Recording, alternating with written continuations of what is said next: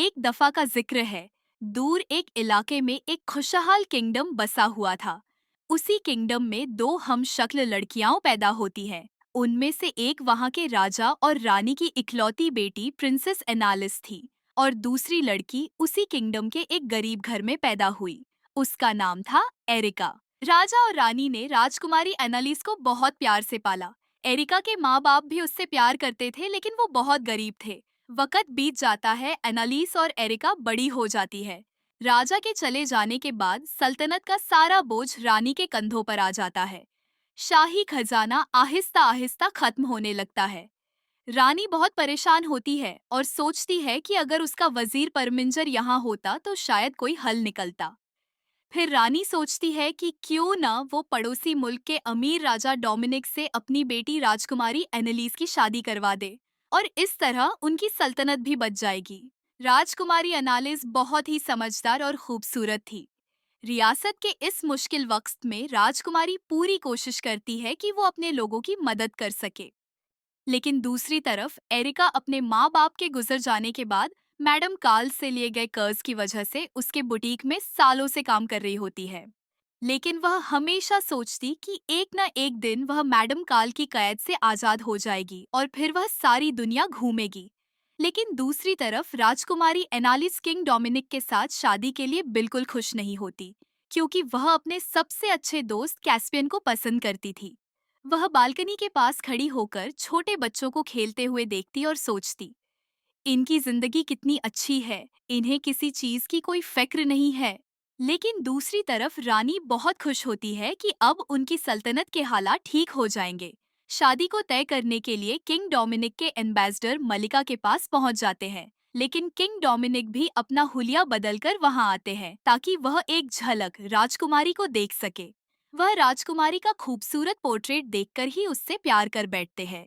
रानी का वजीर प्रेमिंगर भी वापस आ जाता है।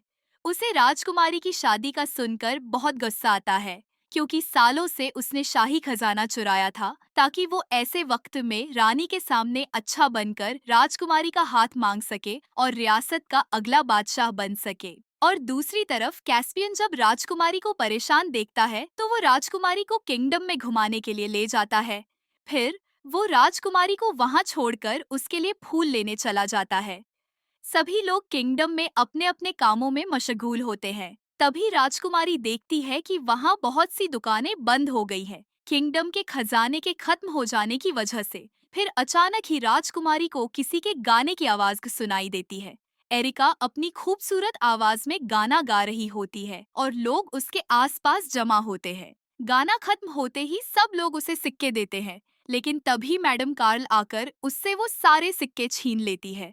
और फिर तभी एनालिस और एरिका की मुलाकात होती है। दोनों हैरान हो जाती है क्योंकि उनके चेहरे बिल्कुल एक जैसे थे, बस बालों का रंग अलग था। वो आपस में बहुत सारी बातें करती है और कुछ देर की मुलाकात के बाद ही वो बेस्ट फ्रेंड्स बन जाती है। उन दोनों के ख्वाब भी एक जैसे थे। तभी कैस्पियन वहां आ जाता है और दोनों को देखकर हैरान रह जाता है। फिर वो तीनों काफी सारी बातें करते हैं। राजकुमारी एरिका को कासल में आने की दावत भी देती है। आधी रात का वक़्त होता है, बर्फ गिर रही होती है। राजकुमारी अपने खूबसूरत कमरे में बैठकर किताबें पढ़ रही होती है। तभी राजकुमारी को बाहर से कुछ आवाज सुनाई देती है। वो जल्दी से कमरे से बाहर आती है और आसपास देखने लगती है। तभी उसे एक पिंजरे में बिल्ली नजर आती है। वो उसे आजाद करने ही लगती है कि तभी उसे कुछ अजनबी लोग दिखते हैं और वो राजकुमारी को किडनैप कर लेते हैं। सुबह डाइनिंग टेबल पर रानी राजकुमारी का इंतजार कर रही होती है। जब राजकुमारी नहीं आती तो रानी फौरन राजकुमारी के कमरे में जाती है।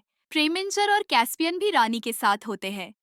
तभी प्रेमिंजर राजकुमारी की टेबल से एक चिट्ठी उठाकर रानी को देता है। उसे पढ़ते ही रानी बहुत परेशान हो जाती है। उसमें लिखा होता है कि मैं कासल छोड़कर जा रही हूँ क्योंकि मुझे किंग डोमिनिक से शादी नहीं करनी है। रानी बहुत परेशान होती है क्योंकि अगर ऐसा हुआ तो राजदूत शादी तोड़ देंगे। तभी कैस्पियन के दिमाग में एरिका का ख्याल आता है। वो तुरंत मैडम कार्ल के बुटीक की तरफ जाता है। वो एरिका को सब कुछ बताता है और उससे मदद मांगता है कि वो कुछ दिन के लिए राजकुमारी की जगह ले ले ताकि राजकुमारी का रिश्ता टूटने से बचाया जा सके। पहले तो एरिका मना करती है, लेकिन फिर वो राजकुमारी का सोचकर कैस्पियन के साथ चली जाती है। वो महल में पहुंचते हैं।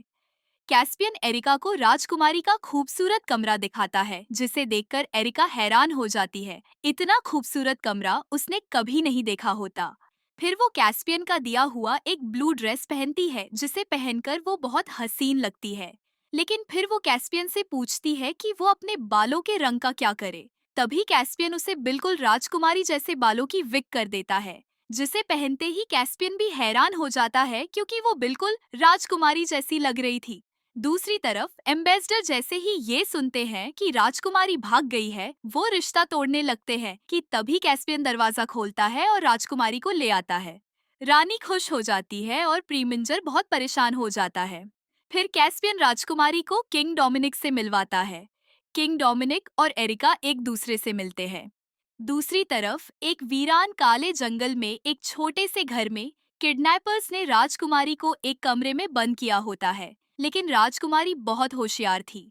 उसके दिमाग में एक प्लान आता है और वो बड़ी आसानी से उन लोगों को बेवकूफ बनाकर वहां से भाग जाती है। किंग डोमिनिक और राजकुमारी का रिश्ता तय हो जाता है। प्रीमिंगर शादी की तैयारियों का बोलकर बाहर चला जाता है और उसके जूतों से कुछ ऐसा फर्श पर लगता है जो पास के घने जंगलों में पाया जाता है। तो कैस्पियन को उस पर शक होता है और वो उसका पीछा करने का फैसला करता है। दूसरी तरफ राजकुमारी जैसे ही महल के बाहर पहुंचती है, गार्ड्स उसे रोक देते हैं।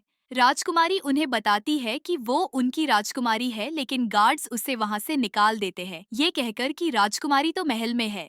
राजकुमारी इतनी रात और सर्दी में गांव की तरफ चली जाती है। तभी मैडम काल वहां पहुंच जाती है और राजकुमारी को एरिका समझकर वो उसे अपने साथ ले जाने लगती है।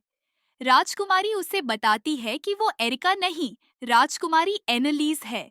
लेकिन वो उसे कहती है, सिर्फ बालों का रंग बदल लेने से तुम राजकुमारी नहीं बन सकती।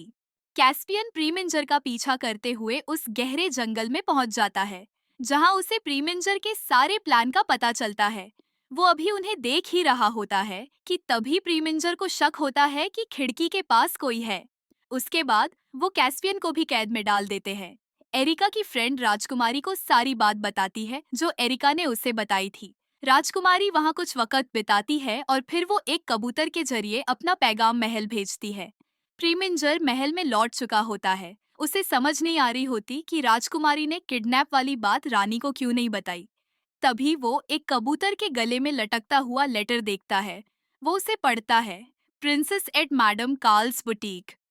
वो सोचता है कि शायद उस बुटीक जाकर ही किसी बात की समझ आए। जैसे ही वो अंदर जाता है, उसे राजकुमारी नजर आती है। वो जल्दी से राजकुमारी को अपने साथ ले जाता है, लेकिन वो उसे जंगल की तरफ ले जाता है। तब राजकुमारी को भी पता चल जाता है कि ये सब दरअसल उसी का किया हुआ खेल है। वो राजकुमारी को शाही खजाने की गुफा में ले जाकर एक कमरे में कैस्पियन के साथ बंद कर देता है। एरिका और किंग डोमिनिक एक दूसरे को अच्छी तरह जान लेते हैं। एरिका को किंग डोमिनिक से प्यार हो जाता है, इसीलिए वो परेशान होती है क्योंकि किंग डोमिनिक तो राजकुमारी के हैं। तभी प्रीमिंजर गार्ड्स के साथ आता है और कहता है, इस नकली राजकुमारी को गिरफ्तार कर लो। रानी गुस्से से उससे पूछती है, ये तुम क्या कर रहे हो? किंग डोमिनिक भी उससे पूछता है, क्या सबूत है तुम्हारे पास कि ये राजकुमारी नहीं है? तभी प्रीमिंजर एरिका के बालों में हाथ डालकर उसकी विग उतार देता है और सबको बताता है कि इसने राजकुमारी का अपहरण करके उसे मार दिया ताकि ये राजकुमारी बनकर राजा डोमिनिक से शादी कर सके। एरिका उन्हें समझाने की कोशिश करती है कि उसने ऐसा कुछ नहीं किया, लेकिन गार्ड्स उसे गिरफ्तार करके जेल में डाल देते हैं। एरिका बहुत ज्यादा परेशान होती है और कैस्पियन का इंतजार करती है। राजकुमारी और कैस्पियन उस कमरे से बाहर निकलने की कोशिश कर रहे होते हैं।